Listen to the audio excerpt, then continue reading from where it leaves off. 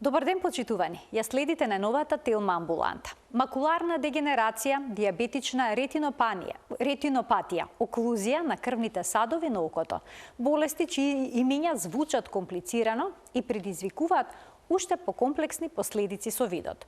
Кој е најдобриот третман за спречување на прогресијата на овие очни болести? Колку се ефикасни инекциите што се аплицираат директно во окото?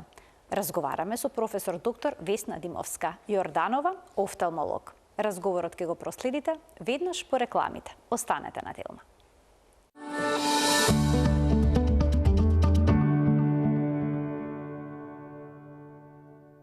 За лекувањето на болестите на окото со инекции, денеска разговараме со професор доктор Весна Димовска-Јорданова, офталмолог во Промедика офталмологија и Систина офталмологија.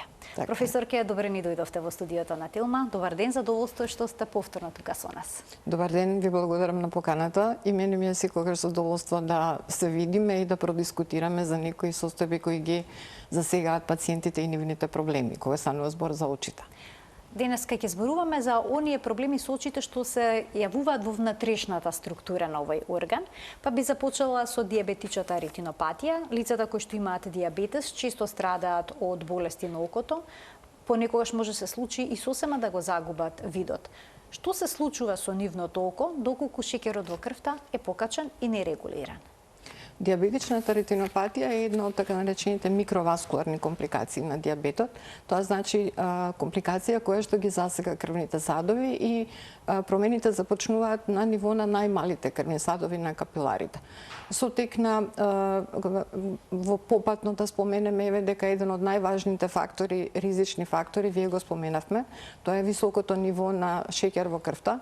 Меѓутоа исто така многу е значајно и времетраењето, односно должината на диабетот и на болеста. И она што е најважно од сите досегашни испитувања, искуства и така, тоа е влијанието на регулацијата на шеќерот. Значи регулацијата на шеќерот е исклучително значаен фактор кој што влие на не само на настанувањето на диабетичната ретинопатија, туку и на нејзиниот развој, односно на нејзината еволуција. Диабетичната ретинопатија можеме да ја како компликација може да се манифестира, да се развие во 3 форми, односно во 3 степени, и при тоа во било која фаза од развојот на болеста може да се развие така наречен диабетичен макуларен едем. Тоа значи дека доаѓа до настанување на оток во самиот центар за видот и на тој начин доаѓа до намалување на видот, односно на видната острина. Во почетните форми, тоа е таа така наречена непролиферативна диабетична ретинопатија, потоа пролиферативна диабетична ретинопатија која што е исклучително опасна заради тоа што се карактеризира со развој на ново создадени крвни садови.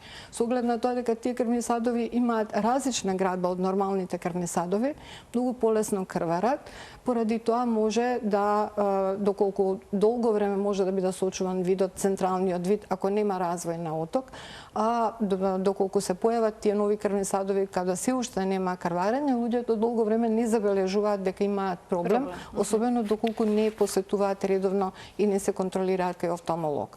Таа пролиферативна диабетична ретинопатија може во својата еволуција, во својот развој да доведе и до настанување на крварење во стаклестото тело, кога луѓето забележуваат нагло намалување на видот во тек на ден или два и потоа се јавуваат итно на офталмолог. Професорке, дали диабетичната ретинопатија се јавува само кај диабетичарите или пак може да бидат ризик фактори некои други, да речеме секојдневни навики како што е пушењето цигари? Може ли во бременоста да се појави ваков проблем? Или кај оние кои што имаат покачено ниво на холестерол во крвта? Значи, тие припаѓаат во групата промените, односно преметувањето на нивото на липидите, на мастите, исто така е така наречени дислипидеми, исто така имаат влијание како еден од ризичните фактори за појава на диабетична ретинопатија и сето тоа всушност во рамките на самиот диабетес и регулацијата на основната болест. Покрај тоа влијание имаат исто така и промените во одредени, како би рекла, компоненти на крвта, значи зголемена вискозност, зголемена густина на крвта. Тоа исто така има влијание. Пушењето не представува директен ризичен фактор за развој на диабетична ретинопатија. Меѓутоа, диабетесот може да се манифестира во форма на диабетес тип 1, кој што се јавува кај помладите индивидуи до 30 годишна возраст, и диабетес тип 2. Оно што од офталмолошки аспект е карактеристично кога станува збор за диабетичната ретинопатија е дека кај диабетот тип 1 поретко се јавува диабетичен макуларен едем како причина за значајно намалување на видот, туку влошувањето на ретинопатијата се одвива преку процес на настанување на нови крвни садови, значи она доаѓа до преминување на болеста во потешката пролиферативна форма. Од друга страна, кај диабетот тип 2 почесто се манифестира со појава на диабетичен макуларен едем. Покрај самиот оток, тука има и други промени на очното дно, кои што се за гледачите сега да не објаснувам во детали, меѓутоа тоа се така наречени таложења во центарот за вид, појава на различни видови на крварења во смисол на различна големина, исто така развој на почетни нови крвни садови, и во крајна линија многу често гледаме пациенти кои што доаѓаат во релативно доцна фаза на болеста, кога не можеме значајно да помогнеме или кога оно што го правиме е со цел да спречиме на тамошни компликации, односно да во болеста да не се влошува повеќе. Има уште една болест на внатрешните делови на окото со сложено име, тоа е макуларна дегенерација, која што остава комплексни последици со видот. Кои се првите симптоми и каква е оваа болест? Тука зборуваме за да го потенцираме целото име, тоа е макуларна дегенерација врзана за возраста. Тоа е полното име заради тоа што најчесто се јавува сенилна, така е, сенилна макуларна дегенерација, заради тоа што најчесто се манифестира во напредната возраст. Во минатото прагот беше 60 години, сега малку и се симнува од 55 години.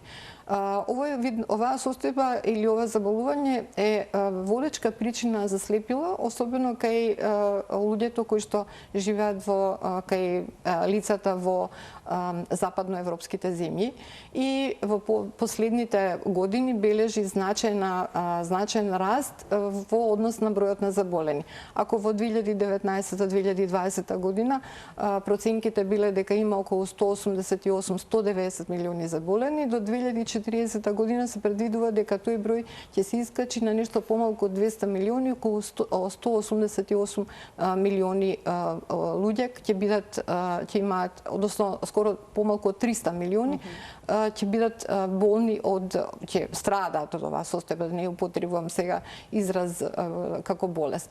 Оно што исто така карактеристично е дека болеста се јавува на двете очи, се манифестира, меѓутоа со различна, оно што ние го нарекуваме често асиметричен развој, тоа значи дека со различна клиничка слика во однос на напреднатоста на болеста на едното и на другото око. Оно што најчесто луѓето го забележуваат. На едното око ќе биде зафатено и другото? Најчесто е така. Во однос на кратко, во однос на класификацијата на болеста, генерално, иако тука има повеќе класификации, меѓутоа оно што е важно во смисол на еволуцијата и прогнозата е дека се разликуваат две форми, условно кажано. Едната форма е така наречена сува форма, која што е застапена кај некаде околу 80%, а другата е така наречена влажна форма. Меѓутоа, оваа влажна форма која што е поретка е причина за околу 90% од намалувањето на видот кај особите кои што боледуваат од оваа состојба. И при тоа сувата форма може во одреден период да премине во влажна форма. Сега во однос на симптомите, најчесто прво се забележуваат промени во однос на предметите кои што се гледаат околу себе или во пречитање, заради тоа што во макула, практично макулата е одговорна за оној суптилен вид, значи за оние финеси на видот, како за читање, работа на блиску со одреден, каде што е потребен остар вид. И оно што го забележуваат пациентите најчесто е искривување на рабовите на предметите, така наречени визуелни дисторзии, ние тоа го нарекуваме, или во тек на читање забележуваат дека буквите на текстот не се во еднакво ниво, туку некои се погоре, некои се подолу. Доаѓа до намалување со тек на еволуцијата на развојот на болеста, доаѓа до намалување на централниот вид. А периферниот? Периферниот вид останува подолго време сочуван. И кога зборуваме за различните форми, сувата форма не се лекува во смисол на истиот начин како што се лекува, тоа е сепак агресивен начин како влажната форма. Сувата форма се следи и се даваат лекови од типот на додатоци кои што содржат антиоксиданти. Додека за разлика од сувата форма, влажната форма апсолутно мора да се лекува. Значи станува збор за хронично заболување, кој што се смета дека има така наречена мултифакторска етиологија, значи повеќе причини се во прашање, меѓутоа значајно е дека значајна улога имаат и факторите на околината, покрај возраста и исто така и хередитетот игра одредена улога. По предиспонирани повеќе се јавува кај женски пол, тоа е она што исто така би требало да се има во предвид и се смета дека кај овие особи постои еден недостиг генерално на антиоксиданти. Тоа е еден од ризичните фактори. Професорке, а дали во окото може да се случи инфаркт? Како што има инфаркт на срцето или пак инфаркт на мозокот? На некој од крвните садови? Ако зборуваме нешто што можеме да го преведеме како инфаркт на одреден начин, тоа е кога зборуваме за оклузијата или емболија на централната ретинална артерија, значи на ретиналната артерија која што ја исхранува мрежницата. И во таква ситуација зборуваме за така наречен инфаркт на окото, за да биде појасно на гледачите, каде што доаѓа за многу краток временски период, доаѓа до целосен губиток на видот. Пациентите се смета дека оваа состојба може значајно да се подобри доколку се јават на офталмолог во некаде во првите 30 минути до 60 минути по настанување на состојбата, меѓутоа за жал ова е една од причините и една од болестите во офталмологијата каде што настанува целосен губиток на видот за многу краток временски период. Давањето лекови директно во окото преку инекции направи пресвртница во лекувањето на болестите кои што ги наведовте пред малку, значи на болестите кои што се во внатрешноста на окото. За каков лек станува збор? Ќе ја објаснам сега за каков лек станува збор, само да се надоврзам уште кога станува збор за крвните садови. Овој вид на терапија, така наречена анти-ВГФ терапија, ќе објаснам зошто се нарекува така, се користи и кај оклузиите во минатото тромбозите на венските крвни садови на мрежницата. Тоа може да биде засегање на главната ретинална вена, така наречена централна ретинална вена или на некоја од незините гранки. Сега да се вратиме на почетното прашање. Анти-ВГФ терапија припаѓа во групата на лекови, односно во групата на така наречена интраокуларна фармакотерапија. Овој вид на терапија се однесува на терапија која што се дава, значи се аплицира во внатрешноста на окото, поточно во пределот на стаклестото тело, се прави со соодветен секако инструментариум, меѓутоа оно што е значајно е дека тоа сепак представува оперативен зафат и треба да се изведува во такви услови како во операциона сала или во специјално наменета просторија која што исто така треба да ги почитува условите на целосен стерилитет. Пациентите не остануваат во болница, процедурата трае многу кратко, претходно се подготвуваат пациентите секако по поставена индикација од офталмологот дека е неопходна примена на оваа терапија. Подготовката е кратка, се проверува видот на пациентот, односно видната острина, се мери очниот притисок. Во подготовката би требало да биде дадена и терапија за намалување на очниот притисок, тука краткорочна, заради тоа што е утврдено дека овој вид на инекции може да доведат до покачување на очниот притисок, меѓутоа тоа покачување на притисокот најчесто почесто не е трајно, туку е краткотрајно во тек на одреден период после самата интервенција. Зошто се нарекува анти-ВГФ? Заради тоа што е утврдено дека кај сите овие три состојби, да резимирам, можеби ќе биде појасно на гледачите, оно што е заедничко кај сите овие три состојби, иако имаат различни механизми на настанување на болеста, различна патофизиологија, меѓутоа заеднички им се следните работи. Фактот дека настанува нарушување на крвните садови на мрежницата, поради што доаѓа до зголемена пропустливост. Преку заради таа зголемена пропустливост доаѓа до изливање на течност, доаѓа до создавање на оток и доаѓа особено кај диабетичната ретинопатија, кај пролиферативната форма и кај венските оклузии, доаѓа до намалување на концентрацијата на кислород во мрежницата, односно до така наречена исхемија. Ваквата состојба провоцира создавање и раст на нови крвни садови. И тие нови крвни садови се причината поради која може да се случат крварења, било да е тоа на самата мрежница или во очното дно. И сега, главната причина за настанување на тие нови крвни садови е создавање на така наречен ВГФ фактор, односно тие се група на фактори, преведено значи васкуларно-ендотелијален фактор на раст, кој што го има во повеќе видови, во смисол А, Б, С, Д, и меѓутоа не само овој вид на фактор, туку и така наречен плацентален фактор на раст и исто така ангиопоетин 2, кој што е исто така, сите овие фактори продуцираат, односно стимулираат создавање на нови крвни садови.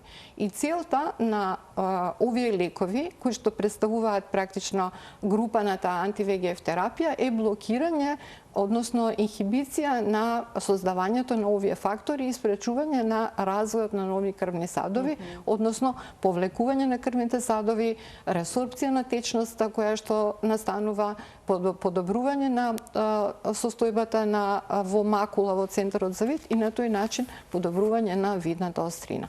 Ќе ги поканиме гледачите од овој момент да се вклучат со нивни прашања во програма. Почитувани, емисијата е контактна од овој момент. Колка е ефикасноста на овие лекови во спречувањето на создавањето на нови крвни садови, но и нивното елиминирање? Дали секогаш ќе го дадат посакуваниот ефект?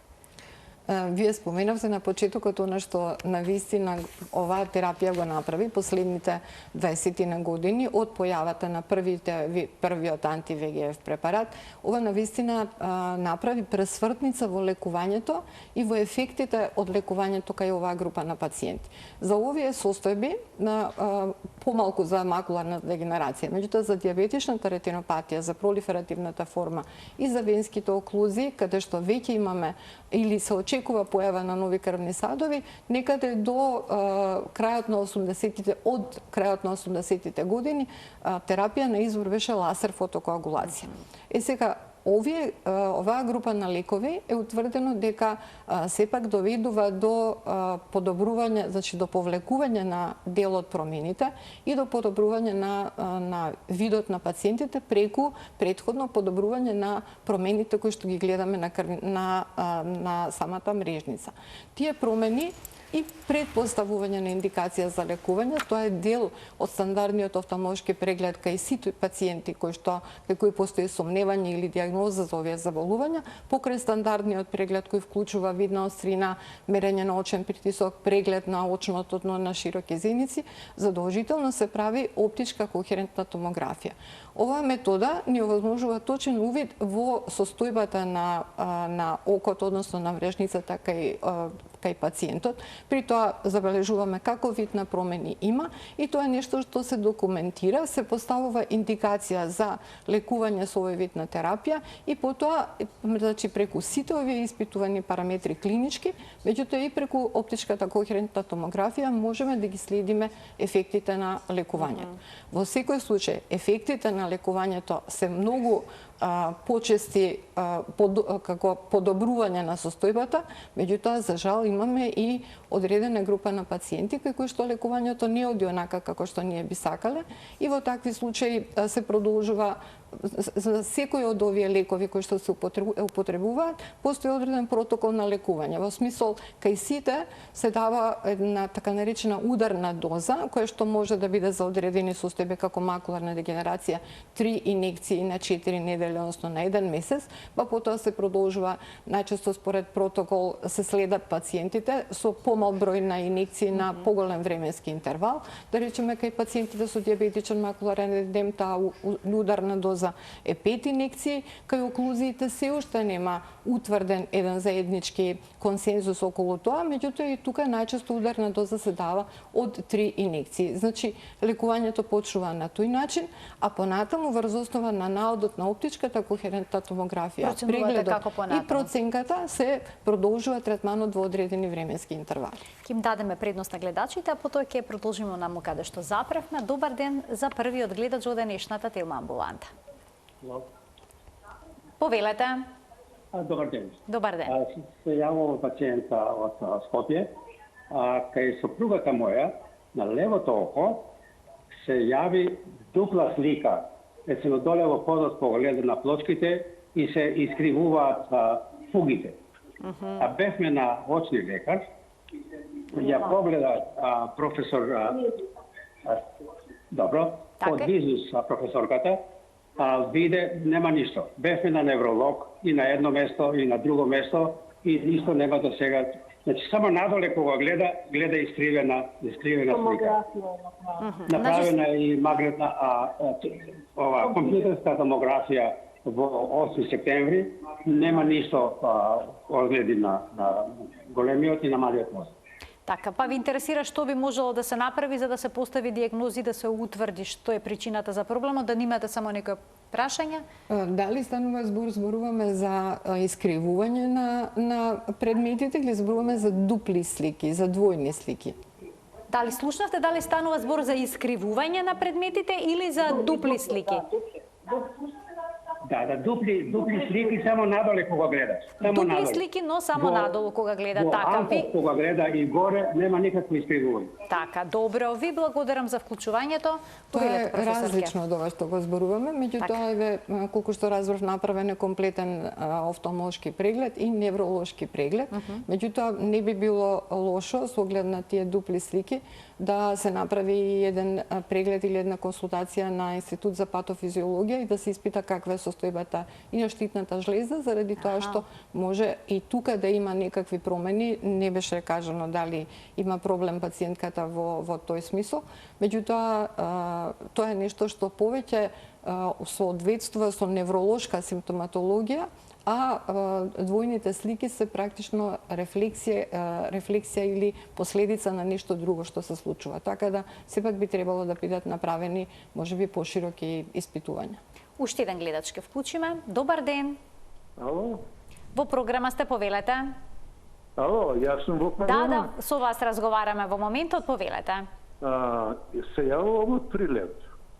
Така? Едно око, од двете очи ми се оперисани со мислам од катаракта. Едното око го оперисал во Систина, тоа ми е добро, во Ретје. А другото око го оперисав прво во приватна ординација. Така, и сега како ви е видот со тоа око? Не функционира. Како?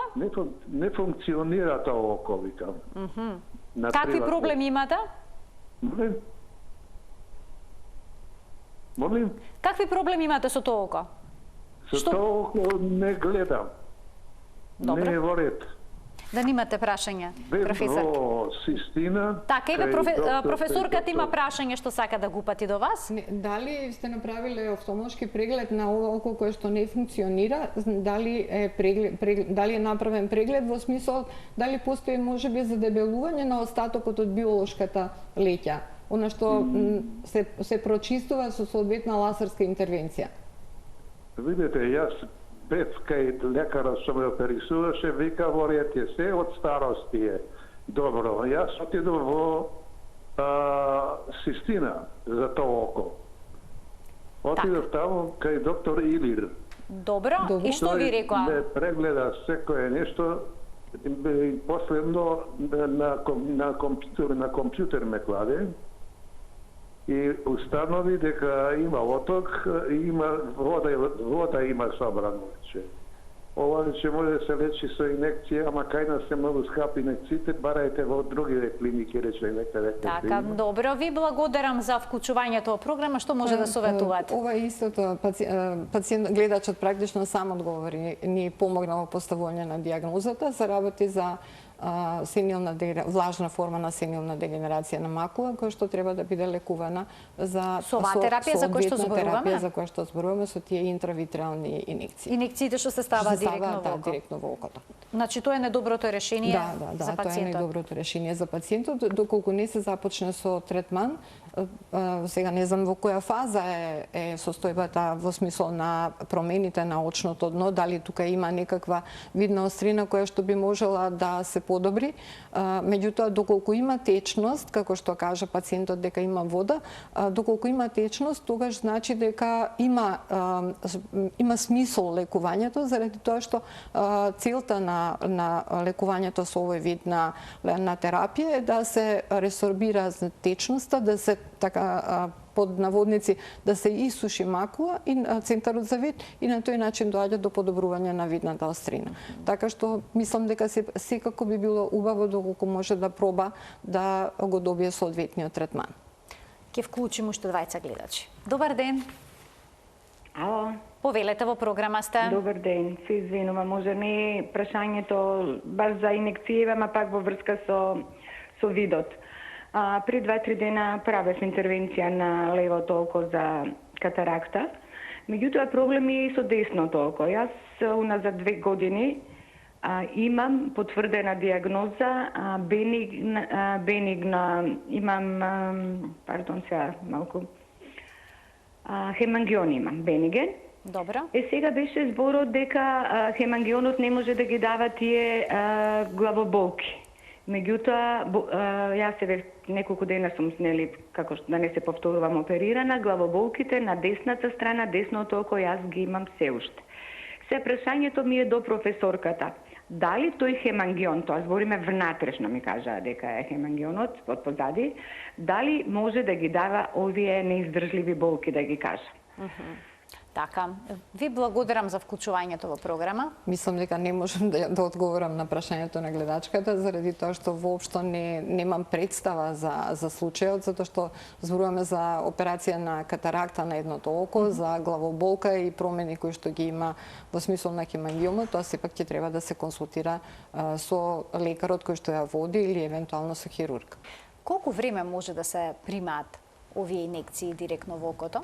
Има ли некоја горна граница? Па горна граница како број на инекции за лекување, има пациенти кои што ги примаат со години инекциите, примаат инекции по 5-6 години.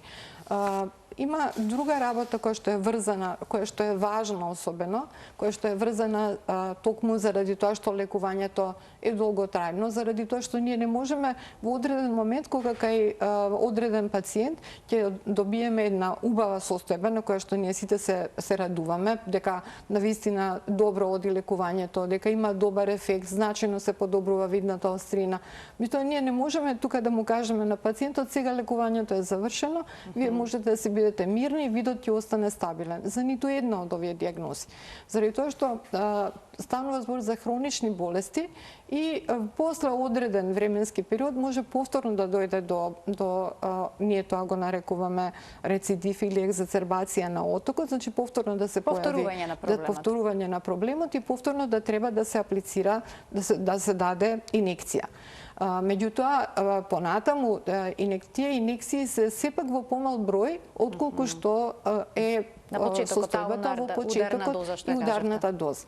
Меѓутоа, со оглед на тоа дека повторно ќе напомнам дека станува збор за хронична болест, каде што пациентите имаат потреба од често следење, доаѓање за секоја инекција, се практикува за да се тука да се намали тој товар врз институциите и врз медицинскиот персонал.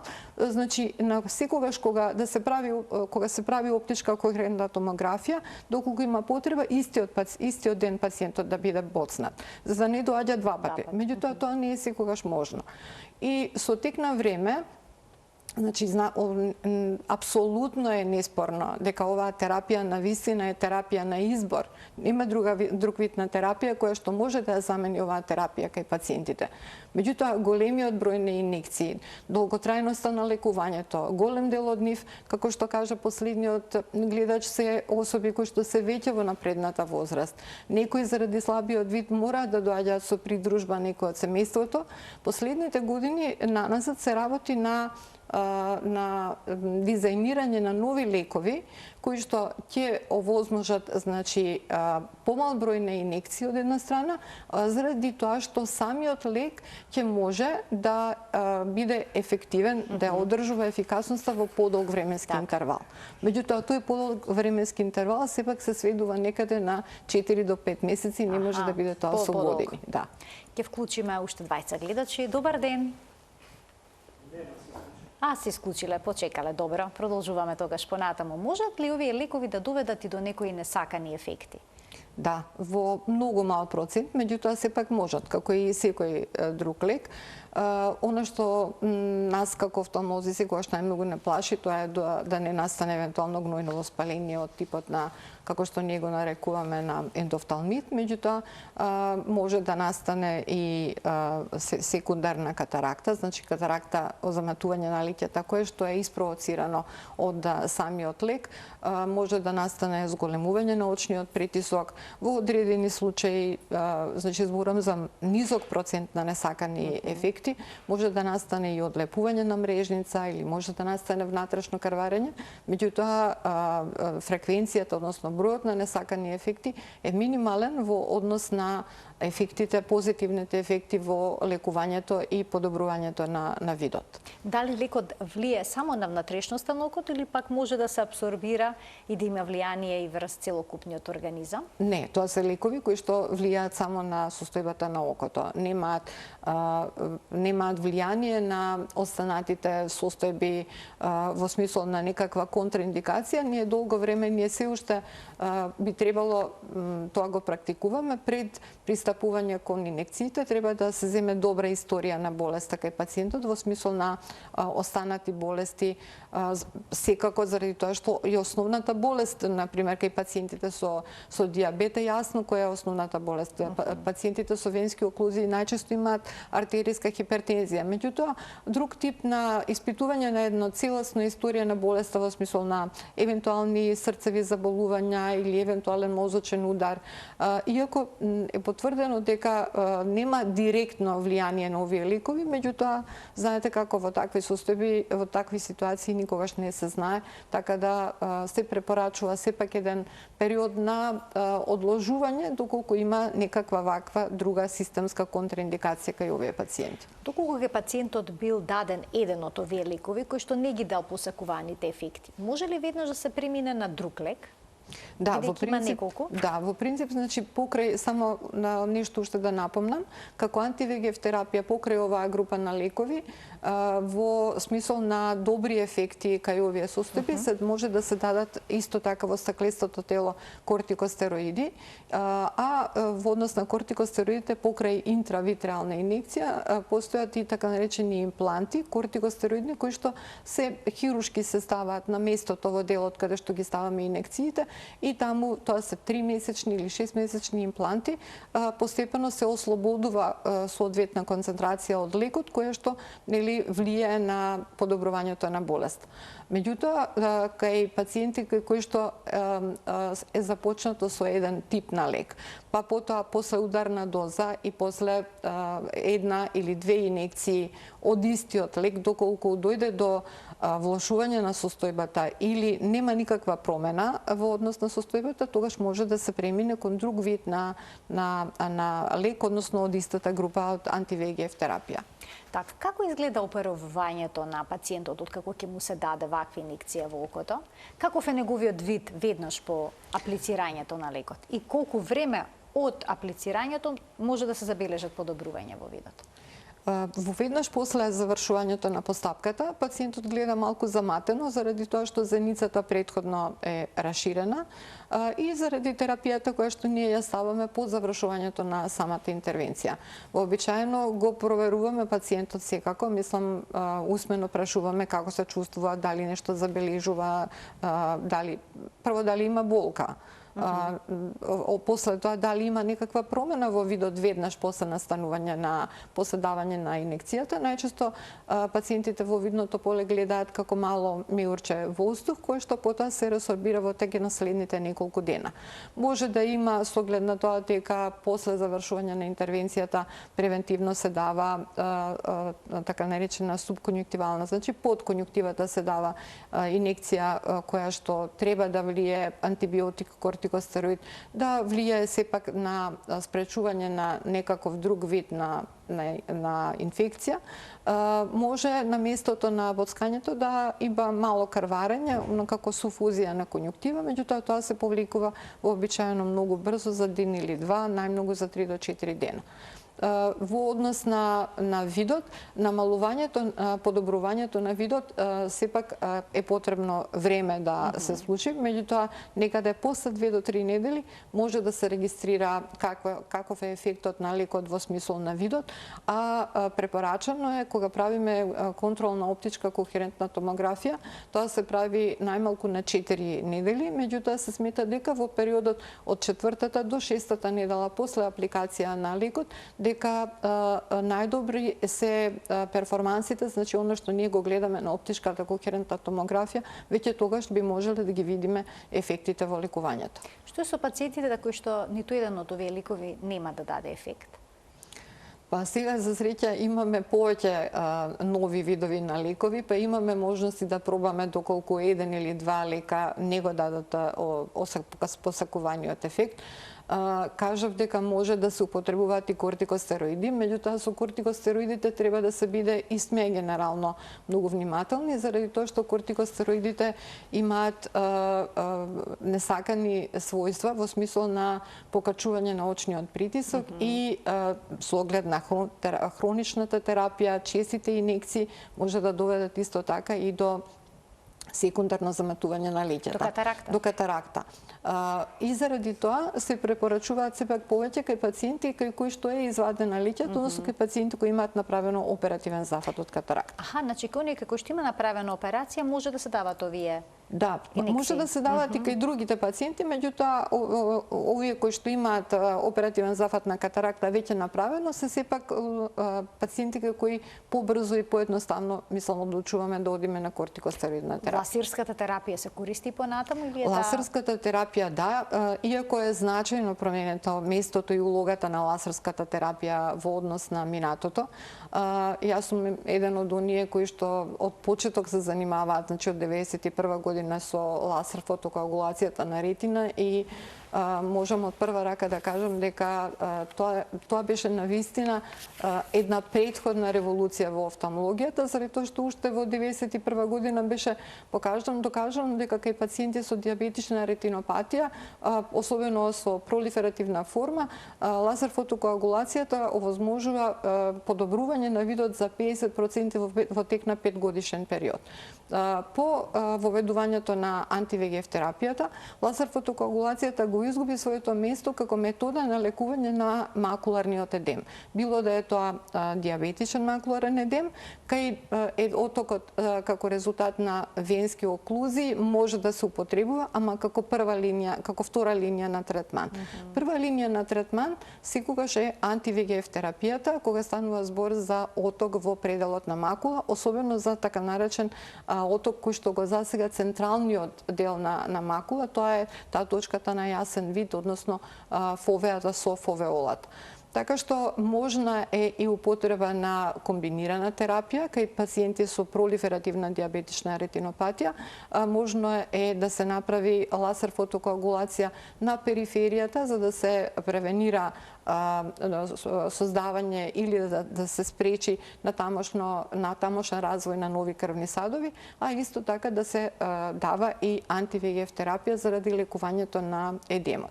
Иако може на крвните садови и антивегеф терапијата делува на крвните садови, сепак се препорачува кај централните венски оклузии лазер фотокоагулација за превенција на неоваскуларизацијата. А што е со операциите, дали понатаму се изведуваат за да се отстранат, да речеме, сите оние нови формирани крвни садови?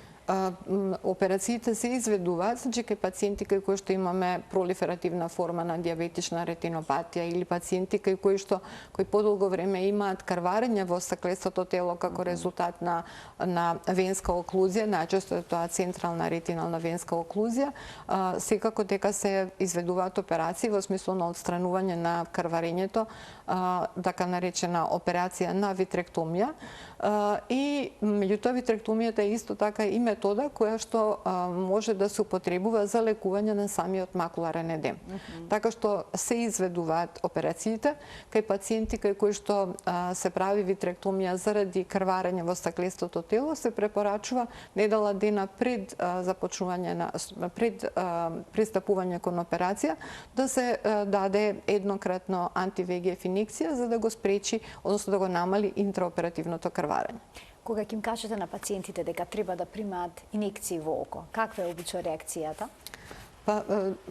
Сега пациентите се веќе доста информирани, така што би рекла дека потребата од давање на инекции не представува толкаво изненадување, меѓутоа секако дека имаат многу прашања во врска со терапијата, започнувајќи од тоа прво дали е болна интервенцијата или не, па се до тоа колку време треба да примаат терапија, какви ќе бидат ефектите, дали сигурно ќе има подобрување на видот. Така што пред пристапување кон терапија и постојано во текот на целиот тој тераписки процес навистина е потребна одлична комуникација со пациентите, обрнување на внимание кон она што пациентите го чувствуваат или имаат потреба да го кажат. Морам да напомнам дека покрај таа една група на пациенти кои не реагираат на терапија, кои ние ги нарекуваме нон-респондери и кои што ако еден лек не ги даде ефектите, потоа одиме кон втора група, има пациенти кои што во одреден период сами престануваат да доаѓаат на контроли и на лекување заради тоа што едноставно им станува повеќе, тоа им представува товар. А има ли пациенти што не смеат да ја примаат оваа терапија? Генерално не. Во смисол, ако станува збор за овие болести за кои зборуваме, нема пациенти кои што некоја група на пациенти кои не би смееле да ја аплицираме терапијата, освен ако останатата општа состојба на пациентот тоа не го дозволува од одредени други причини. Инаку само на крај да споменеме дека овие лекови понекогаш се даваат и кај карциноми. Овие лекови, станува збор конкретно за еден од најстарите лекови, тоа е препаратот бевацизумаб, кој се уште се дава оно што ние го нарекуваме оф-лейбл и тоа секогаш мора да му биде кажано на пациентот, мора да биде регистрирано. Тоа значи дека овој лек, за разлика од останатите други лекови од поновите генерации, не е примарно наменет за лекување за офталмолошки болести, туку е наменет за лекување на колоректален карцином. Меѓутоа е забележано уште после лекот е првпат ординиран за таа потреба во 2005 година, е забележано дека дава добри резултати во лекувањето на овие состојби и се уште се употребува и денес во одредени ситуации, во одредени институции и држави. И само уште нешто што би додала во однос на оваа група на лекови, со оглед на тоа дека на некои од лековите, оригиналните препарати им истекува овој патентот, се повеќе се работи на дизајнирање и произведување на така наречени биосимилари.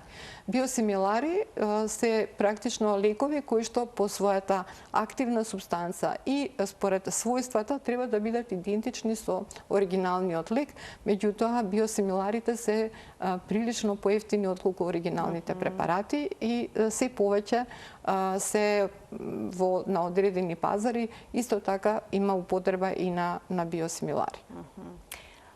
Професор, ке ви благодарам многу за вашето денешно гостување во Телма амбуланта и за сите појаснувања што ни ги дадовте за третманите кои што всушност го спасуваат видот кај одредени болести. кај пациентите. Драго ми ако им помогнавме малку на пациентите, ова е актуелна терапија. Мислам дека со годините ќе биде и уште поактуелна и она што мене ми представува задоволство како офталмолог и како лекар кој работи со пациентите, очекувам во иднина дека ќе добиеме и нови лекови кои што со помал товар и со помал број на инекции ќе ни овозможат да гледаме и да добиваме добри резултати во лекувањето така, на бидејќи пациенти. финансиското обтоварување од оваа терапија навистина не е за значајно. потценување. Да, така е, точно. Ви благодарам уште на за гостувањето. Ким се заблагодарам и на гледачите и што денеска беа дел од Телма амбуланта, што не следеа со внимание, но и се вклуче со своји прашања во програма. Ви посакувам пријатен ден.